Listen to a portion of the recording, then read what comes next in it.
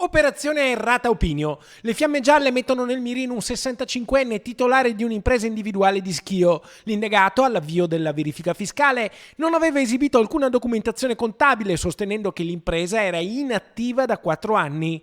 Le indagini, al contrario, hanno rilevato come fosse stato invece conseguito un volume d'affari complessivo di oltre 1,5 milioni di euro, totalmente sottratto all'imposizione, e gran parte dei ricavi commerciali conseguiti dalla ditta fossero stati veicolati su 2 conti correnti in Slovenia e Repubblica Slovacca. L'imprenditore è attualmente gravato in Italia da un debito iscritto a ruolo nei confronti del fisco per quasi 7,5 milioni di euro, derivante dalla notifica di 63 cartelle esattoriali mai pagate.